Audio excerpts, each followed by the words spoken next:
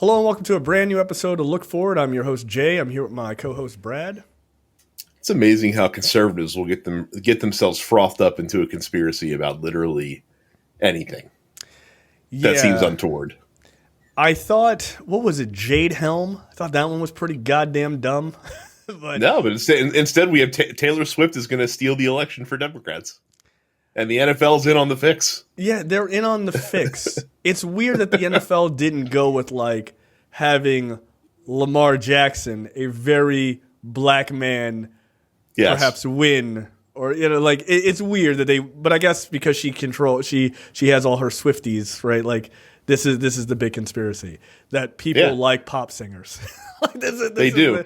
And again, you're helping it's a tricky thing because you're helping the very conservative state of Kansas City, Kansas, according to Donald Trump, win yet another Super Bowl. So yeah, all right.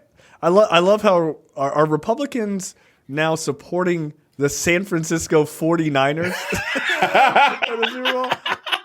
That's funny. That's just hilarious. That's a good point that I didn't even think about. Yeah. Okay. Like, all right. Look, it's amazing how their ideology shifts. It just moves. With the wind. It is true. Literally, the team in the most conservative city, out of all the options of the Final Four, is the one that has the that people are saying has the fix in, and people are like, it's those woke liberals again, trying to get Taylor Swift. Kansas City.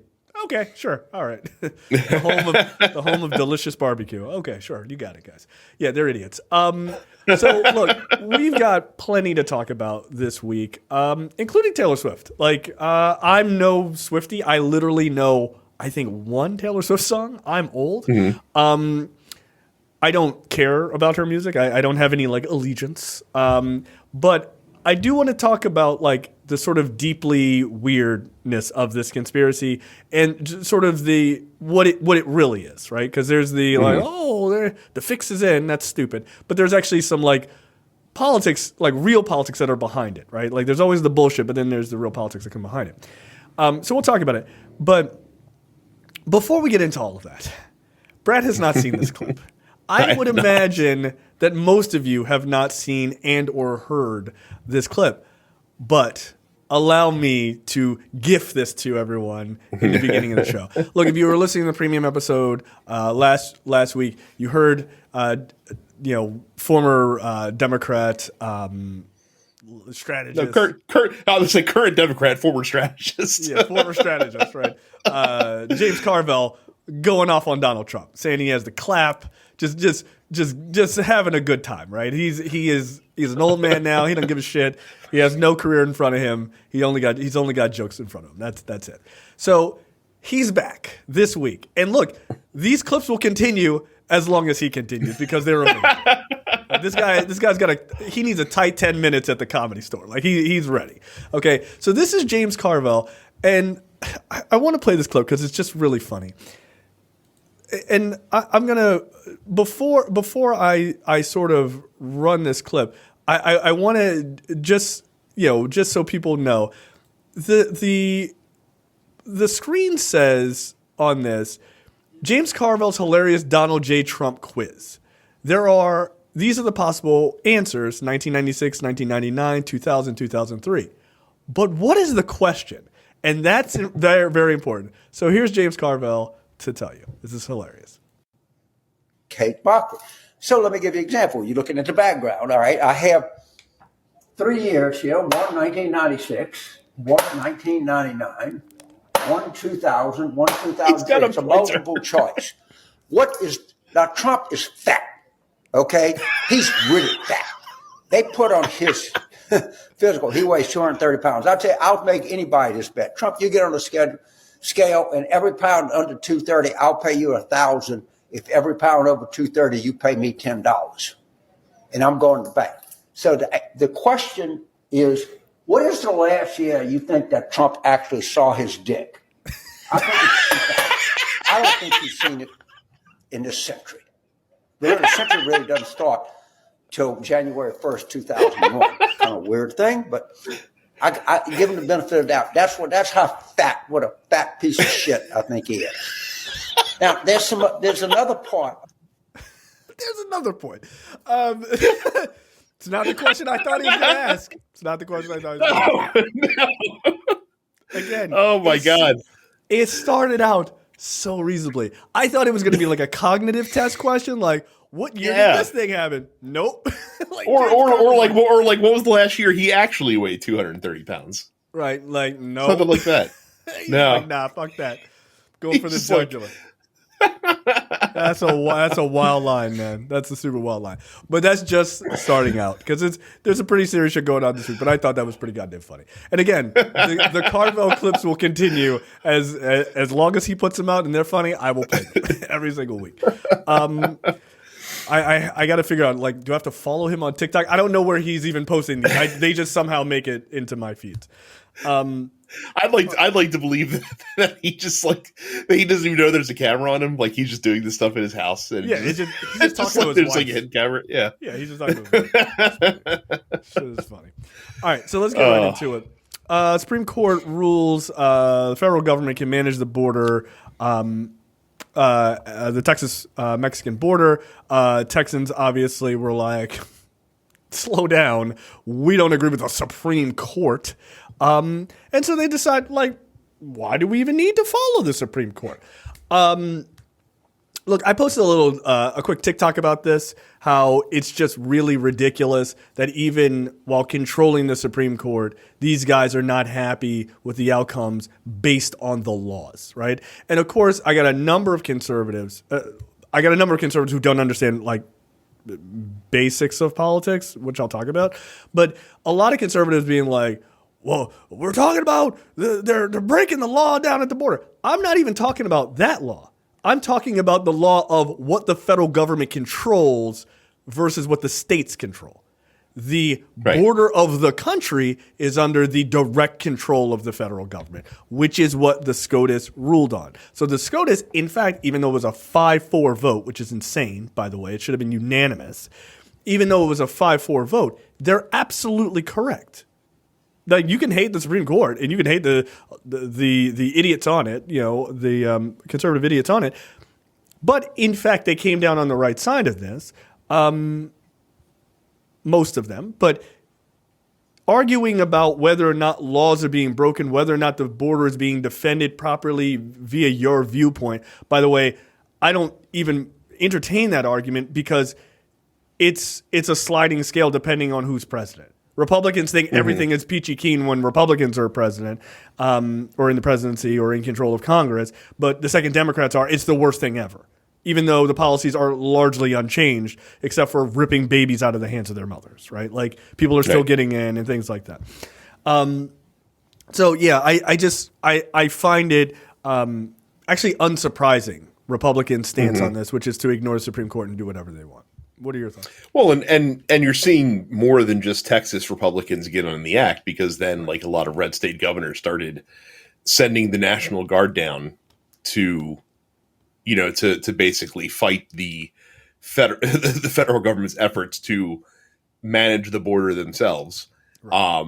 And again, like, the reason that the federal government is stepping in is because, like, Texas is doing shit like putting up razor wire along the border, and people are literally dying trying to cross. So, like, obviously they're being incredibly reckless.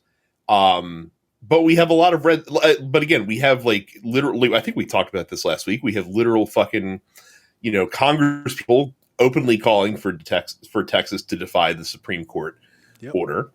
We have all these, National Guard troops coming down from all these red states around, which is very funny, by the way, because there's a law where the executive branch can federalize the National Guard and then therefore put it under their control, which would be fucking hilarious if they did that. Look, that's actually my solution to this, because then you just court-martial any soldier in the Texas National Guard that doesn't follow orders, because they immediately nationalize and say, you need to stand down. And they're like, well, I'm not. Cool. You throw your career away, dum-dum. Hey, here's the thing. They don't want to do that. This idea that just because they're in the National Guard, they're like, Texas or die. Like, it's like, dude, this is a job. Like, I don't want to just toss my career for Greg Abbott. Like, no. I think most of them would be like, there'd be a couple dum-dums, but hey, bye. Like, who cares? So, yeah. It's very interesting. I mean, Abbott put out a memo that basically was like, we are going to defy the Supreme Court. Like, this is not within the views of the founders or whatever. As if, dude, don't invoke the founders for this, okay? Like, please don't. The founders would be like, I don't know, man. Just take a bunch of our slaves and throw them at the Mexicans. I don't know. It's 1492. Who gives a fuck, right? Or 1700s. So, like, it's ridiculous. Trump came out and was like an all call to all these other states, like you were mentioning, that they should send their National Guards and stuff like that. Like, do you want a civil war? The answer, yes. He's trying to invoke another version of an insurrection, by the way. That's all this is. Like, it's another way to create massive instability in the country so that he can hopefully ride in on a wave and be elected, I don't know, king of Texas? Sure. You know, like if you want to be the man sitting on top of the cinder, like, fucking have at it. But yeah. And the thing that strikes me as well is that I feel like on the Republican stage, this is just a lot of political posturing. Like, I think that a lot of this is just performative. I don't think that they're actually going to attempt to stand in the way of the federal government managing the border. It's just, again, you're just bussing down a ton of National Guard troops just for optics, just for, you know, the sake of making it look like you're standing up against the big bad federal government. It's really kind of pathetic in a lot of ways. But again, I implore all the Democratic attorneys general who no doubt listen to this show on a weekly basis. You know, if we're going to play the game of like, hey, just ignore the SCOTUS ruling, find a split decision in the Supreme Court that you don't like, and just test the boundaries a little bit, see what happens, and then watch Republicans get up in arms for the fact that you're flagrantly defying a court order. I would, absolutely. Yeah, sure, why not? Look, split decision. Who cares? Who cares? Who gives a shit? I'll do what Texas Republicans do. What are they going to do? Enforce it? Yeah, fuck it. Do what you want, right? Because we're not a land of laws anymore. We're a land of feelings. You get to do. I feel like I should be able to have razor wire on the border, or as to paraphrase Greg Abbott. I mean, look, we would shoot these people, but the Biden administration would say we're just murderers.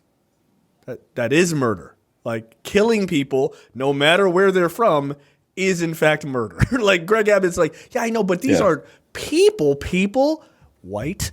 Like they're people. Come on, so it's insane that guy is a governor. The governor of the biggest red state is saying these things, and that other red state governors and red staters are like, yeah, no, this makes total sense. Let's go to the border and fight the feds.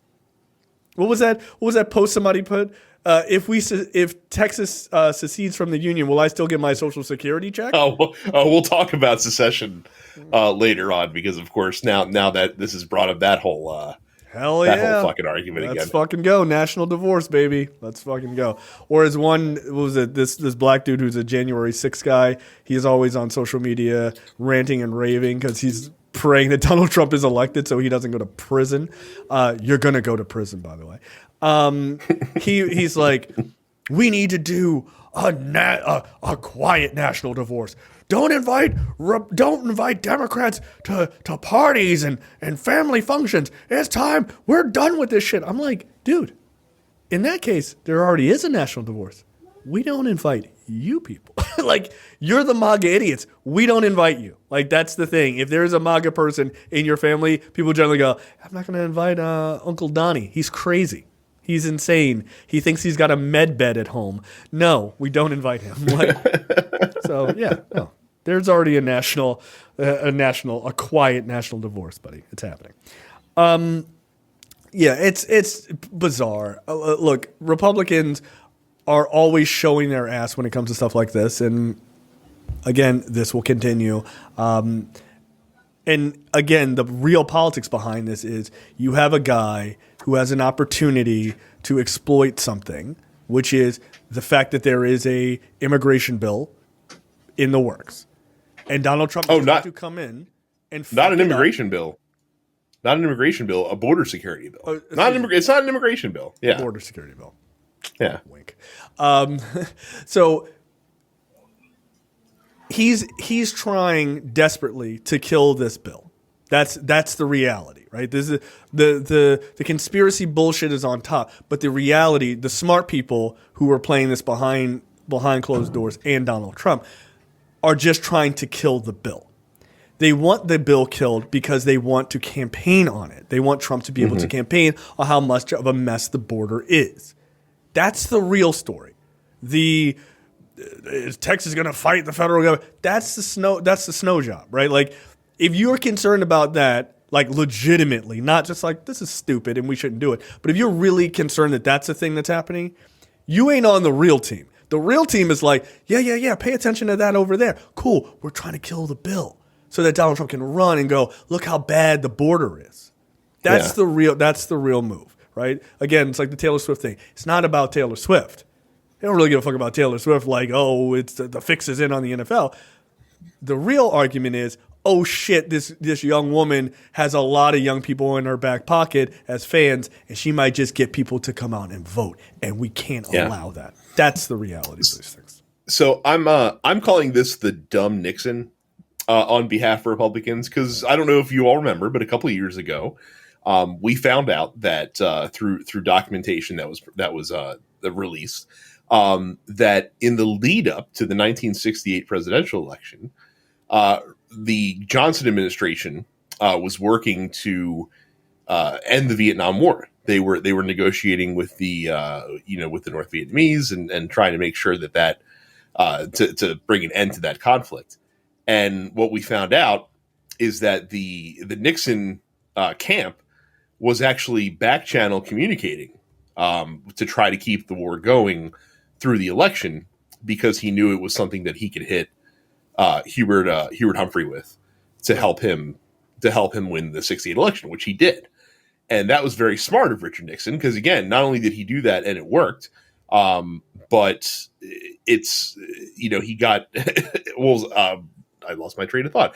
We didn't even find out about it until 40 years later. Like that's the part like amazing about it. This is the dumb Nixon because they're all doing it out in the open. Like Donald Trump is literally out on the stump being like, hey, kill this bill. Don't pass this bill. You literally have like fucking, Mitt Romney coming out, spilling the tea, being like, yeah, like Donald Trump is telling my colleagues to like, he wants to be able to run on this. So don't try to pass anything. And the funny thing is you have Republicans in the Senate, especially, who are just like, what the fuck are we doing? Like, why the fuck are we trying to play politics with something that we have alleged to want to do something about for years? And the irony is that the bill that they're working on, the bill that they're getting, is it's not everything that Republicans would want to have, but it's everything that they're able to get, considering that they have to work with Democrats. And it's a very pro-conservative bill. There's language in the bill that forces the president to shut down the border, to close the border when illegal crossings reach a certain threshold over a certain period of time.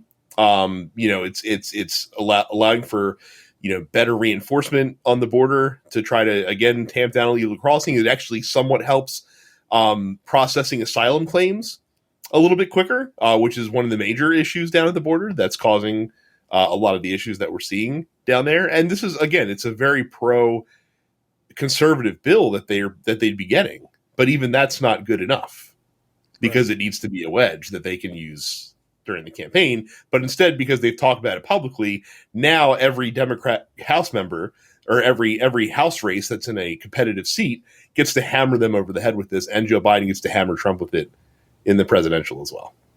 Yeah, they really fucked that up. Look, they're not clever. They're not clever. They really never have been. So I guess it's not particularly that surprising. But it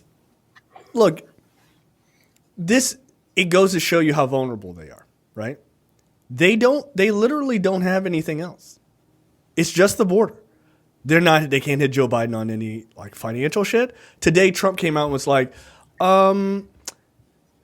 this economy is actually because the markets know that I could be reelected, and so it's giving a boost to the markets. They're so excited for my return.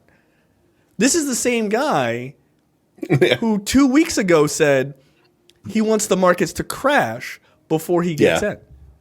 So well, you know, if the markets are good, you got to give him credit, and if the markets are bad, well, it's all Joe Biden's fault. Yeah. Keep counting the votes. Please stop counting the votes. Something can be two things. So it's a joke, right? He is trying to take, again, he's like literally like, it's bad, it's Joe Biden, it's good, it's me. Like, oh, did it change from week to week? Okay, we'll reverse that. Like, it just doesn't mean anything anymore. But somehow people don't see a pattern. I'm like, the pattern is he never loses.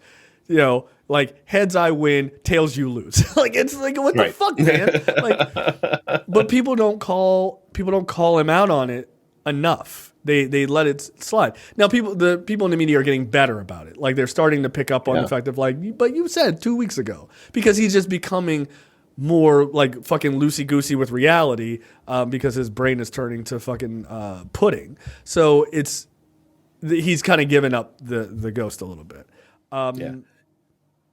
So yeah, here's how ridiculous House Republicans are, though. So today they had a hearing in the in whatever committee handles Homeland Security. I can't remember which it is, but they're probably going to be passing articles of impeachment against Ali Mayorkas, who's the Secretary of Homeland Security, for not doing enough to help control the border, while they deliberately try to tank a bill that does more to control the border. That is correct. Like, explain that one to me, if you can. But there was also talk of like some Republicans being like, we don't really have anything on this guy. Like they don't really. Well, and that's the thing that I mentioned. That's the thing that I mentioned a couple of weeks ago, is that to impeach, like let's benefit of the doubt. Let's say, hey, yeah, Mayorkas is incompetent and he's not handling the border well. Let's just let's assume that their theory of the case is correct. Still not an impeachable offense. It's not. It's not. Like that's what elections are for. Hey, whoa. Relax here, Chicano. Relax. Stop using their words and their logic to throw it in their face. They don't appreciate that, Brad. They don't like it. They don't like it. It's not fair. It feels mean. But that's exactly what they would say. Like, well, why do we need to get rid of Donald Trump? That's what elections are for. Cool. We just had an election. They got rid of Donald Trump. Whoa. Hold on a second. Like, we don't believe in elections. Knock it off. Let's raid this building. So it's crazy. Look, here's how crazy it is. Michael Chertoff, neocon Republican Michael Chertoff, former Secretary of Homeland Security, has come out in stalwart support of Homeland Security Secretary Mayorkas. Hey, man, I don't think this guy did anything wrong. Like, it's fucking insane. It's like, this is just a disagreement about policy. Like, Chertoff says there's, quote, grim irony in House Republicans attacking Mayorkas for handling of the southern border when the secretary has actively been advocating for higher congressional funding to confront the issue. Something conservatives say must be accompanied with sweeping immigration changes. Quote, at the same time, they won't give Secretary Mayorkas tools to increase his ability to control the border. They're complaining that, therefore, he should be impeached. And that really is, almost by definition, a comedy. Why aren't you doing this thing? I need more money. Can I have more money? No. Why aren't you doing this thing? I fucking told you, man. What circle are we going in? But they're not. And look, I haven't said this term in a while, but I will bring it back. They are deeply unserious people. They are deeply unserious. If you want to fix something, and there are ways to fix it, it doesn't even have to be perfect, but you're trying to fix it. If you can get 70%, 80% of the way there. Look, let's say the border bill, I'm just throwing out a percentage, right? This doesn't mean technically anything. Let's say it gets you 60% there, 50%. Isn't that better than the 0% that you say you're at right now? Why not make, and you know that you're not going to get past 50%. You know what I mean? Like, Democrats aren't going to say, well, why don't we just put razor wire in a fucking glass dome up across the United States, right? That would be the Republican response. Well, you're not going to get that. But here are some common sense other things that we can both agree with. Let's have a fucking Tip O'Neill sort of situation, right? Why would you not take the 50%? Why? Because it helps that other guy. Right. But I thought you were worried about the country. You're not. That is a clever, but that's a clever tack to do if you're not just fucking talking about it in front of every camera that's in front of you. Like that's the issue. Is like what they're doing is actually kind of smart and probably something that happens like all the time, but you're not supposed to announce the strategy. Like you're supposed to keep that shit on the DL and be like, yeah, man, those Democrats just aren't they're not playing ball. What do you want us to do? Yeah. But instead they're like, they're not playing ball and we're not giving them the ball either. And it's also still their fault. Like, right. All right. Like we the camera's on. We can see you. Like you're saying it. There's a microphone there. They're like, we know we're really dumb. Like this is just amazing. Republicans are unbelievably bad at this part. Next up, Brad, secession. Yeah, Yay. yeah. So because the big bad federal government's leaning on Texas now, with as usual, and also because it happens to be a day ending in the letter Y, Texas is talking about the big S word again, secession. And no, I love that show. It was great. Yeah, not the HBO TV show, but seceding from the Union. Here's a quote from a right-wing extremist: "The feds are staging a civil war, and Texas should stand their ground." That, of course, came from noted right-wing extremist Representative Clay Higgins of Louisiana. Cool. Civil war. Yeah, here's a reminder for you folks out there who may not be aware, because Texas talks about this shit all the time, and so you might be fooled and you might have been Mandela affected into thinking that somehow this is okay. Texas can't just unilaterally secede from the Union. Like secession is fine, but it has to be a mutual agreement between the state looking to secede and the country. And I don't think the federal government's about to be like, yeah, Texas, just go do your thing. Mm-mm. You do you. I feel like I have to disagree with your police work there, Margie. See, here's why you're wrong.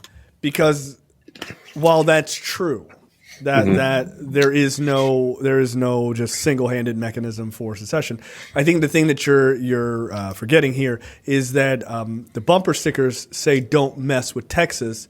That's enough. That's enough. Right? That's it. You know what? That's fair. I forgot about the bumper stickers, forgot Brad. That. Yeah, and the massive egos and those like the horns on the front of the Cadillacs down there, like that kind of shit. Like they're not fucking around. They're deeply serious about this. Look, here's my attitude, and it has long been my attitude about red states seceding from the Union. Go. Like, I don't know why. Why are we holding on to them? They're only dragging us down as a country. Like, they are. Let's get real. They are. Let's just have an agreement. Sit down. Have a beer summit over it, right? Like, Joe can drive his Corvette up. Just have a fucking summit, man. It's fine. It's fine. Hey, guess what?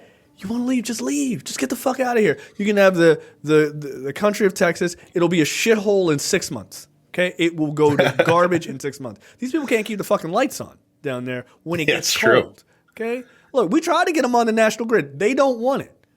Like, they don't want to. You can't save them. They don't want to be saved. Then go. Look, I understand Houston is super black. Those people don't want to be involved in this bullshit. Look, we're willing to help you. Move. Just move north a little bit. Just a little bit. Just a little bit. Like, well, no, it's fine, because if Texas were to, this would work itself out really well, because if Texas were to actually secede from the Union, you would have a lot of people from the southern states that would immediately move to Texas in advance of the secession, because they want to be part of it as well. So that gives a lot of room to relocate some folks that actually want to be part of the Union. And then Texas will be like, fucking Pikachu faced when they found out that like all the reasons that they have the 10th biggest economy in the world if they were their own country. Oh shit, they're not there. They're not here anymore because we're not part of the United States. Oh damn. Now what are we gonna do? Oh no. Obviously, like you guys are you're not gonna have like taxes, right? And schools and all the other shit that you rail against, right? Fake books that talk about fake. But that leads to that Facebook post that went viral inside of a Texas secession Facebook group that said, "Wait, like if we secede, will we still get our Social Security?" To which I'm afraid I've got some bad news, citizens of the country of Texas. Yeah, look, I hope they have a program set up for you. Look, I wish you well. Good day. Like it's a joke. This is a joke. Yes. It's nonsense. Again, deeply unserious people, and they are, right? This is not a thing that we should take seriously. Like we shouldn't. Now, if there becomes like a weird hot war between the federal government and Texas government, all right, then we start having a conversation about it. But right now, this is fucking nonsense. This is nonsense. You want to leave? Then go. Just go. Get the fuck out of here. Like, just beat it. Look, losing Texas, yes, that's a lot of land we would lose. You're right. Mm-hmm. Sad day for us. We'll get over it. Look, here's the thing. We got a couple islands that we're like weirdly colonizing still that are not fucking states.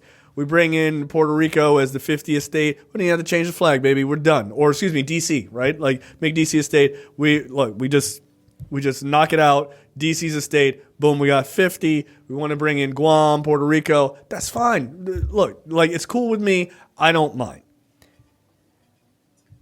Losing Texas guarantees Democrats win every time. Like, that's true. Every time. That's it's not point. even a conversation.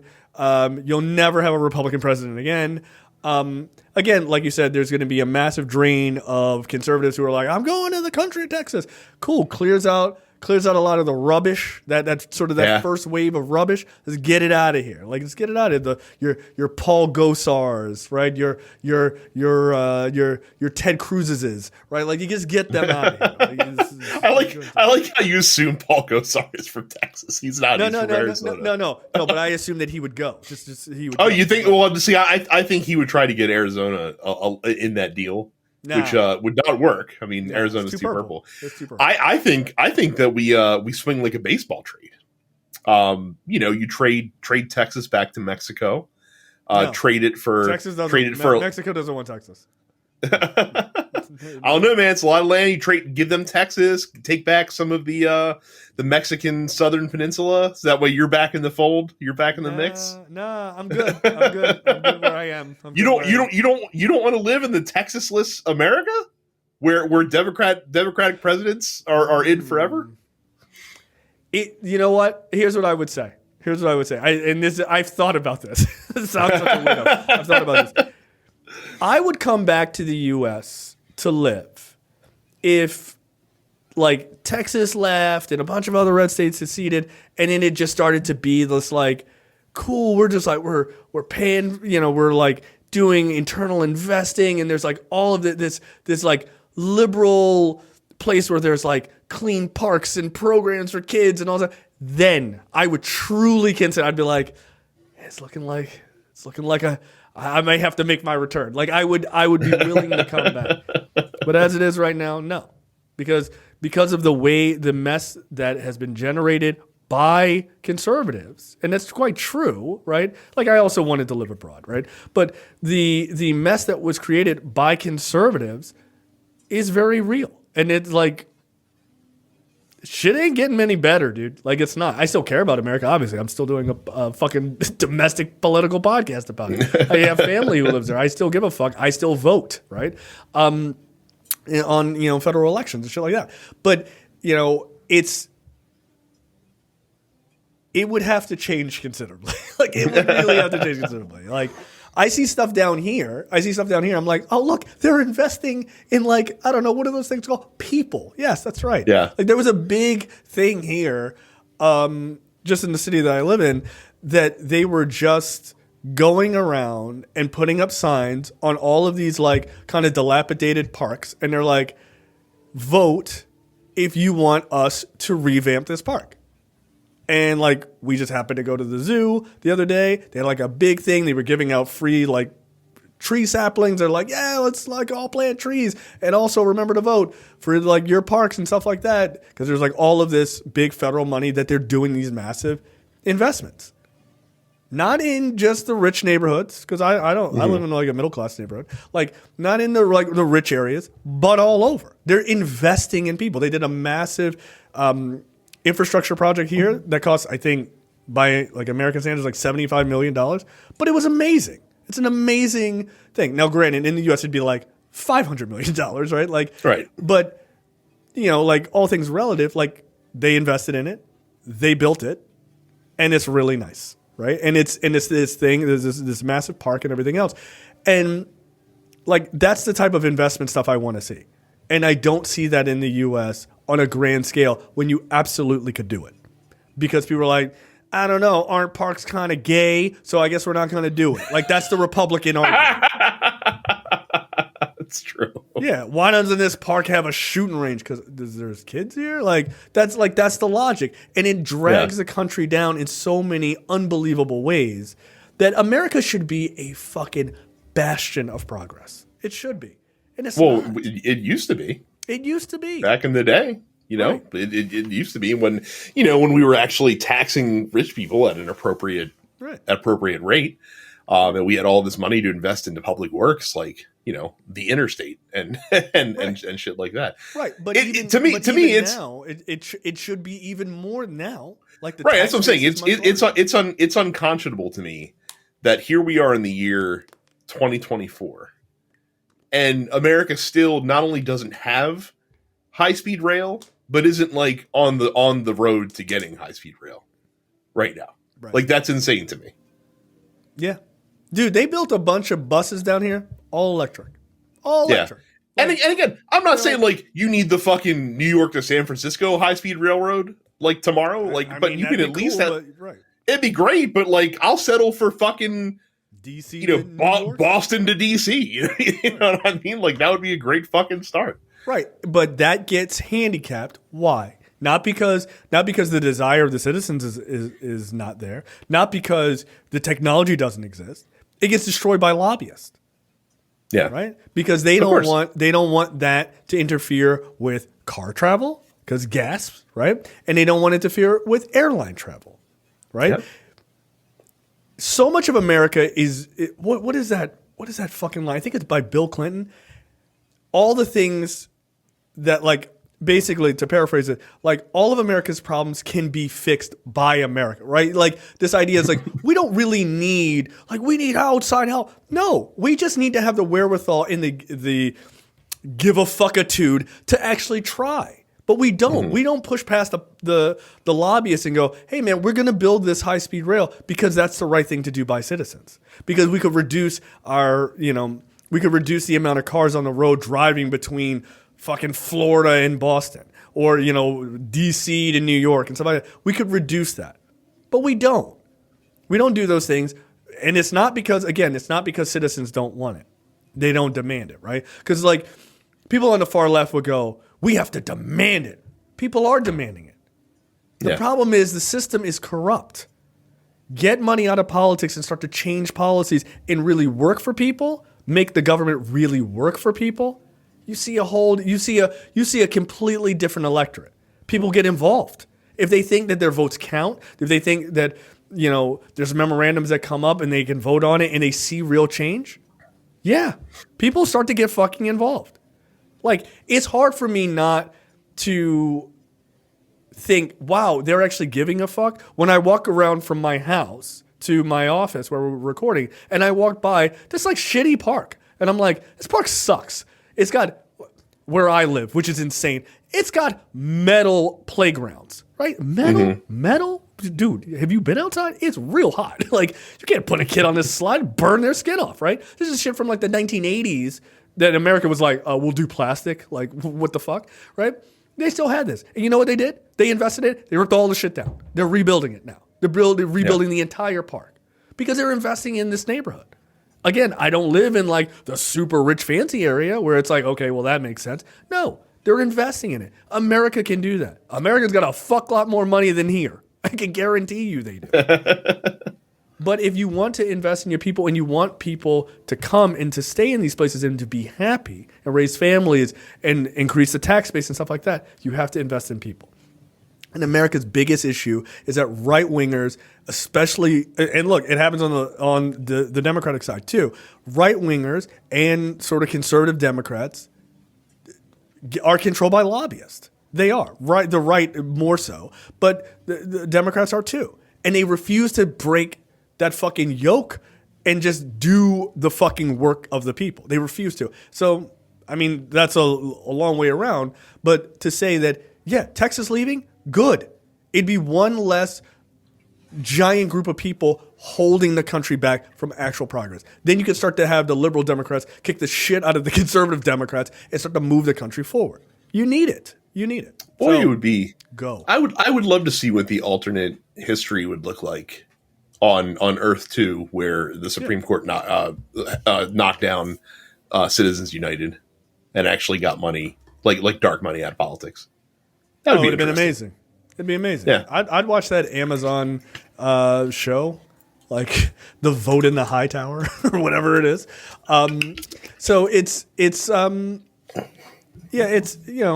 basically a Philip K. Dick story. Well, it's just a fake. Right? So look, Texas wants to secede. Other states want to secede. Let's sit down and have a conversation. Go.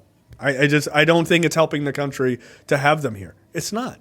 Either they have to be solidly destroyed when it comes to, and I don't mean physically, like literally destroyed, because I know, you're violence. That's not what I'm talking about.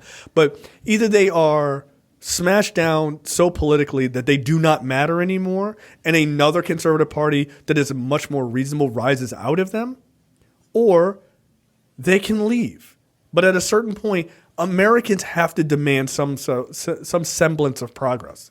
They do. Even conservatives want it. Conservatives don't want a nice park near their house. Conservatives don't want to have high-speed rail. Conservatives don't want to have high-speed internet.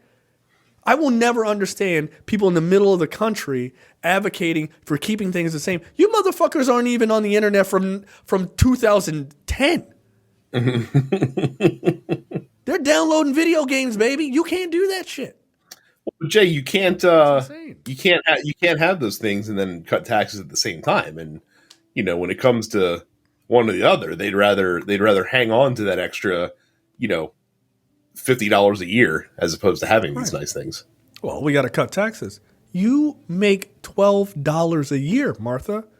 They're not taking any of your tax money. Like, not anything significant. They're not.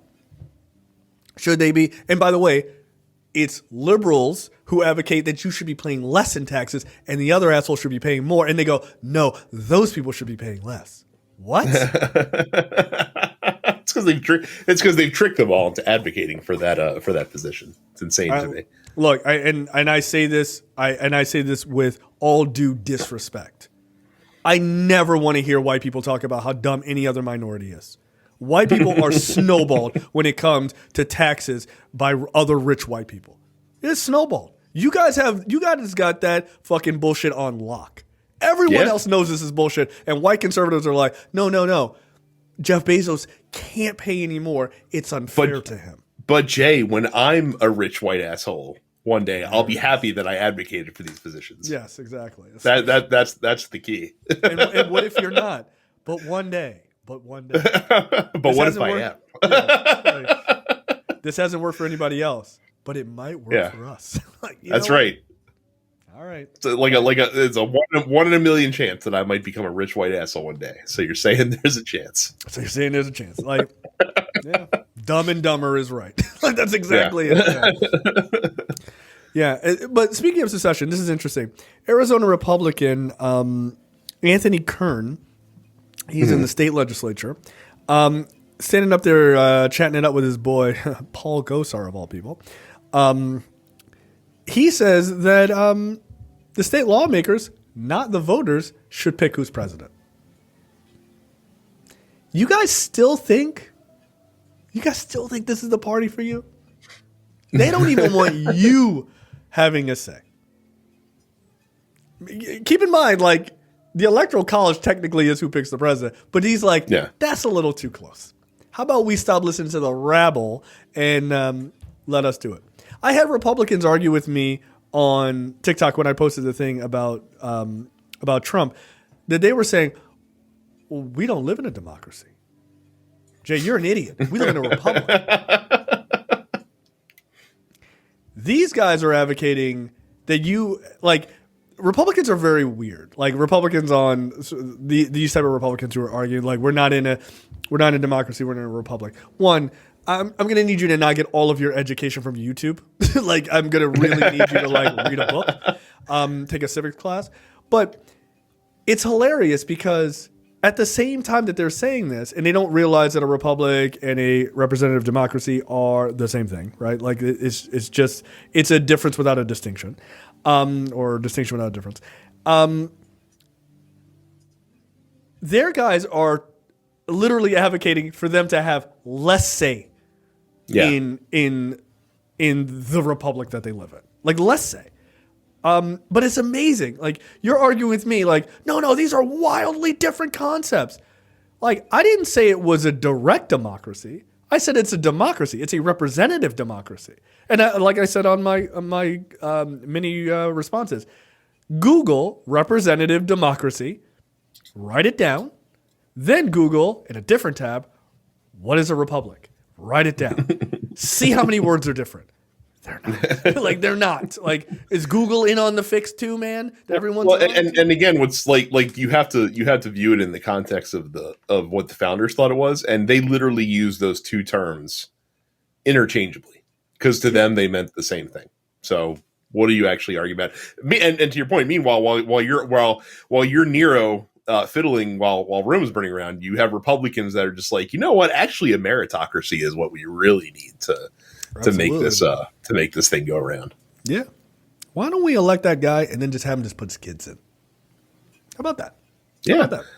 Why should we even be elected? Let's just stay in our position and then we'll just pick our successor when we're ready to step down. Yeah. Oh, I'm tired. It's fine. Just pick my son. Like it's not my daughter. Ugh. Girls. Like, yeah, it's amazing. You advocate for that shit. These people are advocating for the exact opposite behind your back. And you're like, yeah, these are the guys. You're like voting your rights away. It's amazing. Well, but I mean, you have all these people I saw on TikTok a bunch of the videos of good liars walking around in the wake of Trump being like, oh, I'm going to be a dictator on day one. And, and they were asking him like, would you rather have a Donald Trump dictatorship or another Joe Biden, 4 years of Joe Biden presidency? And like all these MAGA idiots are just like, oh yeah, dictatorship, absolutely, every time. I'm just like, okay, like, hey, freedom lovers, like you're gonna fucking just want to cede power to like all power to one dude. That's consistent with your purported ideals.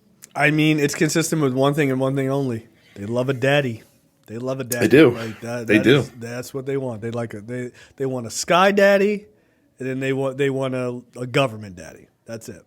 Oh, liberals want a daddy to take care of them in the nanny state. Dude, you guys are like, it's cool if he's a dictator. Like, what the fuck? Like, we're just like, Joe can stick around until he's dead or whatever, and then the end of his term, and then we're done. They're like, no. By the way, I thought about this in the car this morning when I was listening to a clip of Nikki Haley. Kind of railing against like you don't want this to be like another Trump Biden presidency or like contest. And one of the lines that she uses, and I've heard other Republicans say this as well. And the question that I'm going to pose to you is there a non-racist explanation behind this line? And that is, if you vote for Joe Biden, you're going to end up with the Kamala Harris presidency. And I hear that kicked around as if it's a major issue that we will all be confronting as Americans if we reelect Joe Biden. Like it's a catastrophic problem that we might get a Kamala Harris presidency if Joe Biden can't make it for 4 more years. Look, Look, is there a non-racist way of saying that? Yeah, that's what I'm saying, because it just feels pretty fucking racist to me when I hear it. I would argue it's pretty fucking racist. I would say it's pretty fucking racist. Yeah. Here's the weird thing. Like, she's Indian. Kamala Harris is half Indian. Like, right? You got no love for your people. Like, god damn. But I just don't understand it, because like it's not like Kamala Harris is some fucking like AOC style liberal. Like, no, she's a traditional fucking liberal. Like she's yeah. She's not a radical liberal. I mean, look, and I know people get mad when I say this, and that's not true. It is kind of true. When's the last time you've even heard from Kamala Harris? Or Kamala Harris? You really haven't. I mean, the one thing I would argue, one of the worst things that Joe Biden has done is that he did not, at least in my opinion. Now, look, maybe this is on purpose. I don't know, right? Like, there could, I absolutely believe in there can be back channel strategery, if you will, which is he may understand that he is going to get so much fucking heat for the shit that he's doing. And he may want to keep her out of the same sort of thing that he did with Obama, which was he was right next to Obama all the time, right? A lot of times it was like, fucking Barack is out there, Joe's out there. Like, we are like one and one. And he may be trying to keep her a little bit back to keep her clean. And I can understand that, right? But I'm going to need her to be a little bit more public, dude. Like, I really do. If you win this thing, I'm going to need her to be way more fucking public. Because if we are going, I mean, look, the chances of you living out another 4 years, you could, but you're going to be old as fuck. And if you don't, if she's going to be your successor, which is how it would work, we're going to need to see her a little bit more. So one of the hobby horses that usually gets kicked over to the VP is foreign policy. Like, the president steps in on the major shit, but the VP is doing a lot of the normal run of the mill shit with foreign policy. And I think that because Joe Biden has a lot of these relationships already established with a lot of folks in outside of the country, I think he really likes doing foreign policy. I think that's kind of lived with him more than a typical president would adopt those things. Yeah. And it doesn't help that there's been a lot of foreign policy issues like major issues that have needed to be tackled while Joe Biden's been president. So he, naturally was stepping in lower. I agree with you though. She has been getting out there in the past couple weeks, really starting to ratchet up the abortion message for the campaign. And she's a much better messenger to deliver that message, considering she is a woman. So I would expect her to be out there doing a lot as far as that goes. But you're right. I do think that if they get reelected, it would behoove Biden to put her in more forward-facing roles. And he probably would. I mean, like I said, the second term is the YOLO term where you can play a little bit more fast and loose. It is because you don't have to worry about getting reelected. So like you can kind of get a little wild here and there. Obama was the same way. Like, the first term had to work really hard with Republicans and play his shit close to the vest and do what he could to get as much passed as he can. And then fucking second term, he's like, let's do some shit, baby. Like, it's gonna let's fucking go. So, look, let's put on this Dijon fucking colored suit and go to work.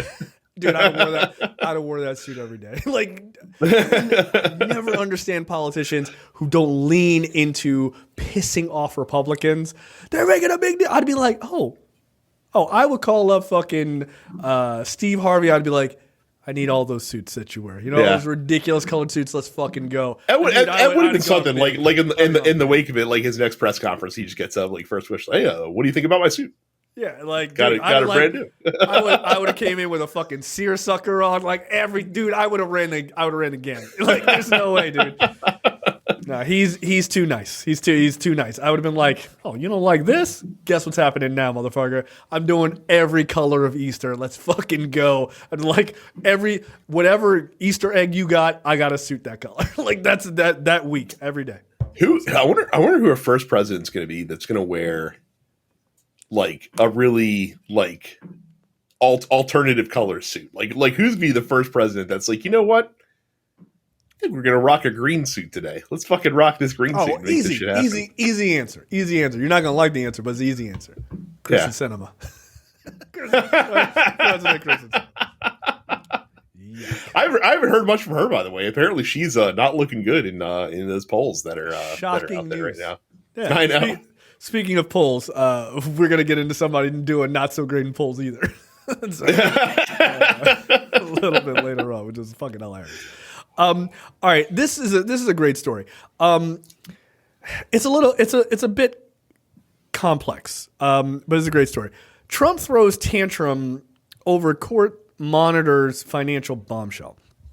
Okay, so the New York fraud case is likely to come to an end this week. Judge Engoron said that he wants to have the verdict by the 31st, which is tomorrow, by the crow flies. But that's not a hard date, right? But it's likely going to be within like this week, maybe next week. Now, keep in mind, Trump is already guilty. He's already been found guilty. It's just about what his like payout is going to have to be for this. It could involve the dissolution or the dissolving of the Trump organization. That could very well be the resolution of this. The truth social tweets or whatever. If that happens, they're going to be fucking amazing. He's going to lose it. I can't wait. My guess is he's going to have to pay like $500 million at a minimum, which again, it's so good.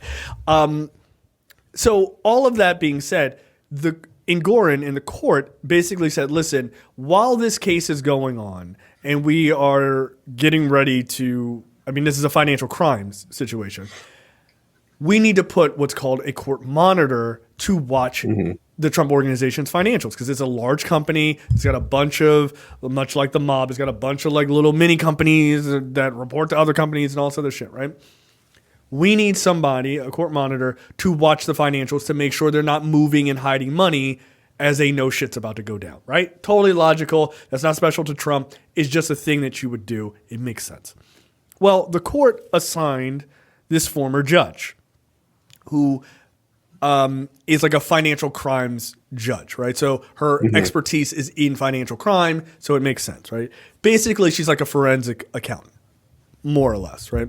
And if you are a forensic accountant and listen to this, and I'm totally butchering how this works, I apologize. It's a bit complicated for me to quite understand too. So she was looking through the Trump organization. She's like, hey, everything is good so far. Nothing's been moving around. Not that there's no shady shit. That's not her job. Just that, like, I'm not seeing them moving anything, right? But she actually does find something, right? Because, she's checking, but like she's there to check to make sure things are above board. But the bigger job is to make sure like something isn't shifting in real time, right? So she finds this loan that Trump apparently loaned to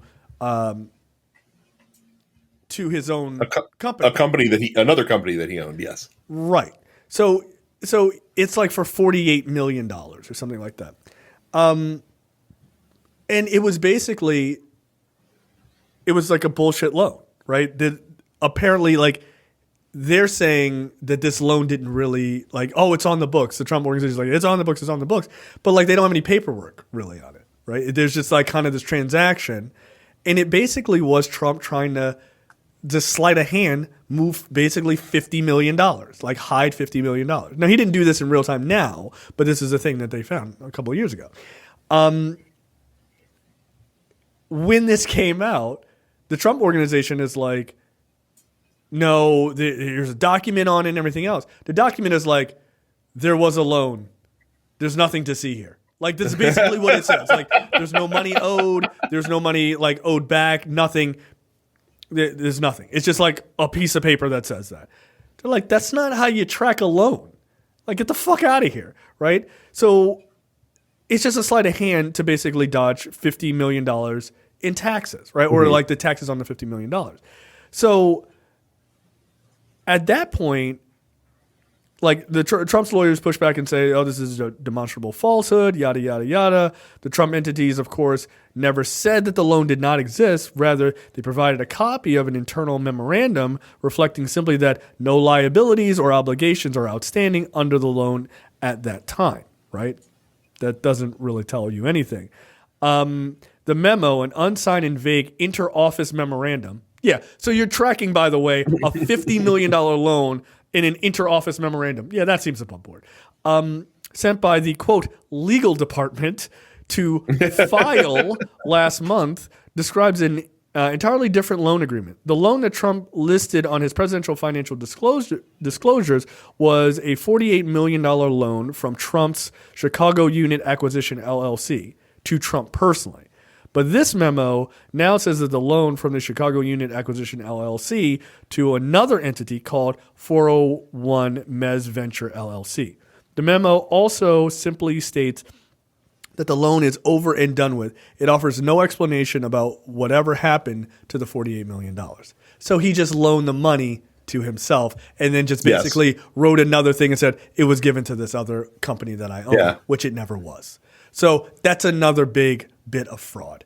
Now, it was interesting. Somebody had made the comment that when these sort of financial, forensic accountants do this type of work, they don't say anything until it's at the end, right? So they're like, yeah, everything's above board, because you don't want to spook them, and then they start trying to move shit, and then you throw everything, into craziness. So they just wait, and they're like, oh, everything's cool. Oh, is it about to end next week? That's cool. Bam, here's all the things that we found. And you're like, fuck, we don't have time to change anything. So because they think they're too stupid to find it. Like they think they're very clever and cover their tracks up very well. Exactly. But the funny thing is, they've had to pay because of the way the court monitor works. The Trump organization has to pay for the court monitor. They had to pay her $2.6 million to do this work over these last couple of months for them to then find that they've been trying to scam $50 million. It's like, cool, thanks for the money. By the way, thanks for paying me, and you fucked up. And so the Trump organization hired a monitor to watch her. They're like, well, we're going to keep a monitor on top of the monitor. It's like, okay, but I'm not lying, though. Like, here's the evidence. So yeah, they are super pissed that they've had to pay this woman $2.6 million to get fraud unearthed. But you know what? Stop doing crimes. Like, I don't know. I don't know what else to tell you. So yeah, it's a wild story. But yeah, they're basically pissed because they had to pay to get themselves embarrassed. Good. That's funny to me too. Like literally, the definition of hoisting yourself by your own petard. So, and I love that they hired. Not that he had any choice in the matter. So no, but I love that they had to pay for it. That's really funny to me. It's like you're gonna owe her $2 million for her to find your fraud. Damn it! Like, can we not pay her? Does that make the fraud go away? It does not. Speaking of paying money that you didn't have to pay. Brad, take it away. I love this story. Yeah, so we had some fireworks from the E. Jean Carroll trial. And again, Trump had already been found liable for sexual assault. He had already had to pay E. Jean Carroll for defamation once, defamed her again, and so this is like the second defamation trial to be like, hey, how much money do we have to fucking nail to this guy's forehead so that he doesn't do this again in the future, right? So he wanted to test. He wanted to come up during closing arguments and make a statement, and the judge was like, "Hey, like, are you going to get like to his lawyers, like, hey, you going to guarantee that he doesn't act like a fucking idiot?" And they're just like, yeah, well, like, we can't make that promise because we can't promise that. No. So he gave him some latitude, and let him get up and speak. And Trump started to get indignant and started to call E. Jean Carroll a liar and shit like that during the closing arguments. And so the judge sat him down after about 3 minutes, from what I understand. Of course. And then so the case adjourns. The jury deliberates. They only deliberated for a couple of hours. He left. Apparently Trump stormed out of the courtroom as the verdict was being, or as the verdict was being read, and the jury decided that Trump is on the hook for $83.3 million for defaming E. Jean Carroll again. Okay, so big question. Yeah. Everyone's like, look, he's gonna appeal, man. He ain't gonna pay that money. Here's the He is. problem. Here's the fun part about this is when you have a judgment filed against you in a civil suit and you appeal the verdict, the court needs to make sure that if you lose the appeal, that you have the money ready to rock and roll, and that you don't do some crazy shit that after the appeal lose, you're like, oh, well, actually I don't have the money anyway, so I'm bankrupt. So in order to appeal, Trump has to pay that money plus interest, I think, or plus like some kind of retainer payment into an escrow fund, where while Jean Carroll can't touch it yet, neither can he, because the money has to be there for her in order for Trump to appeal, which is very funny. Look, I think one of two things is going to happen this week. And I think the Jean Carroll case is also part of that. We are either going to watch the Trump org get destroyed again. Mm-hmm. I wonder what kind of celebratory dinner I'll have. It'll be steak. It's either that, or we are going to see something that I think is equally as interesting, not as satisfying, but equally as interesting, which is exposing this guy for having way less money than he pretends to have, right? Mm-hmm. Because when this fraud case comes down, right, look, he got to put up $83 million. You got $83 million? You got it in cash, my man? Like, let's go. Yeah. Like, put it up, right? Because, by the way, she can seize assets if he doesn't pay the money. Like, you just start walking into Mar-a-Lago, take that weird gold Ark of the Covenant. Like, quite literally, he has a replica of the Ark of the Covenant from Indiana Jones, like at Mar-a-Lago. Ridiculous. That belongs in a museum. To be fair, he doesn't have to come up with cash. He can pay what's called a appeal bond, which is exactly what it sounds like. It's basically like a bond that he posts. But that with a financial institution that backs that he's going to have that money available. That basically holds it for him. So that who's signing up for that? Lehman Brothers? Like, who you calling, dude? Maybe Deutsche Bank. Deutsche Bank. They're like, dude, we're out of the Trump business. Jesus Christ. That's right. Better call it fucking Jamie Dimon. But like, look, it's fascinating. It's fascinating because, like, the Jean Carroll thing, $83 million, like, that's definitely a big hit, right? Like, that's real fucking money. $5 million ain't real money to him. $83 million, that's real money. Even if you're a billionaire, that's still $83 million, yo. That's a lot of money. Here's the thing. I think that New York fraud case is going to be fucking huge. And it's like, oh, he's going to fucking appeal. Yo, if they hit him with like $500 million, you think he's going to appeal that? You think he's got $500 million? This guy doesn't want to pay his lawyers' fees. You think he's got $500 million? I don't think he does. I don't think so. I think he's going to get exposed. I'm sure the fundraising emails are already in the fucking queue, and they're just waiting to hit send on that shit. Are you kidding me? The deep state is trying to bankrupt me so that I can't be your leader. Please send me all the money you have so that I can fight these ridiculous charges. Yeah. And I'll pay you back. I swear to God. When I'm president again. There will be med beds for everyone. There will not be. That's not real. It was in a Matt Damon movie, and apparently MAGA people believe it's real, and that's fucking insane to me. Wait, really? Like they saw Elysium and they're like, "Oh, that's a thing that's real." That dude, like we can cure cancer with a scan. Dude, Brad, I deep dive into the crazy QAnon stuff, like on Reddit. Mm-hmm. There are people who go into hell and pull out the information nuggets and they bring it back and they put it in the subreddit, and it's wonderful to read.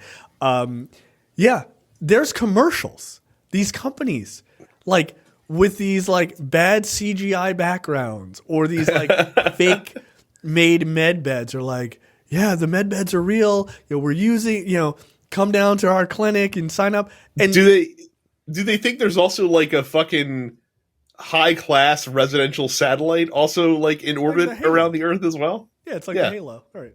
Like the Halo, yes, exactly. It's I don't know why these people believe this, but like they're like, when the med beds are released, we're gonna have all our cancers fixed. It's like they're sad. Like you actually feel sorry for these people. Like, oh, they're just dumb. Like they're just dumb and they don't know any better, right?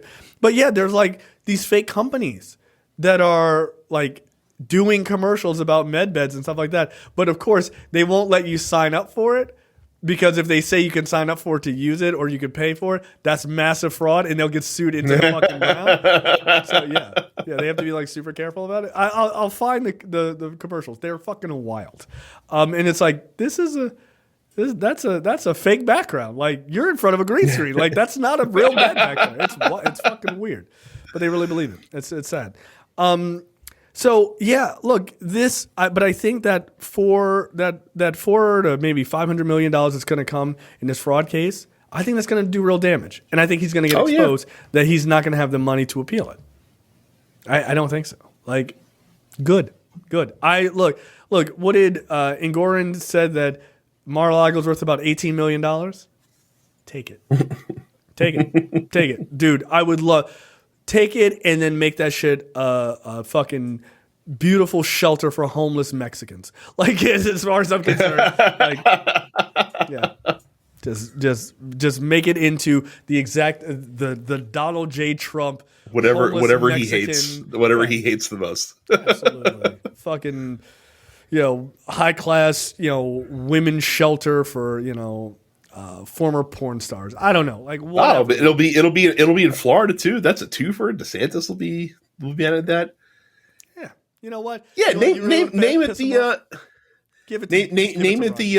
the Hillary Clinton Center for residents for undocumented migrants awaiting asylum hearings. I'm fine with that. But leave the Ark of the Covenant. I want it there. I still want it there. He has a replica of the Ark of the Covenant. Why? What a goofy thing to fucking have. Like, and it's one thing if it's like you had a replica modeled after whatever people think like the quote unquote actual Ark of the Covenant looks like, but no, dude, like you got it modeled after the movie prop. Come on, man. And it's gold. It's real gold. It's like 6 pounds or some shit like that. Couldn't he have just actually gotten the prop they used in the movie? Like I'm sure he has the connections to facilitate that if he really wanted it. No, it's on that rack. It's still there. It's just on the Oh, it's still in the warehouse. Okay. Yeah, gotcha. Don't be silly, Brad. This fucking guy. Can't he just get it? No, it's in a government warehouse, Brad. Stupid. Put there by top men. Top men. Yeah, so him paying that money to Eugene Carroll, wonderful news. Again, shutting up is free. You didn't have to pay for it. Shutting up's free. And what's funny, and people pointed out, like he went on Truth Social to bitch about the verdict, but you know what he managed not to do when he went on there? Yep. Managed to not defame her again. Turns out that second try's the charm, I guess. Yeah, but it's the money. It's the amount. Of course. That's why. Look, when you hit him hard. Don't give him some fucking pittance because it doesn't mean anything now. $5 million. He's like, $5 million. Who gives a shit? $83 million. He's like, oh.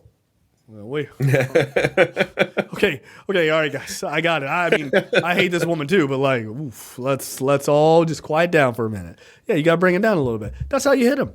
That's where he's vulnerable. Hit him in the pocket. So, Engoron, if you really want to knock this fraud shit down, hit him in his pocket. Don't give him no $100 million bullshit. Although that would be clearly 83 is a lot of money.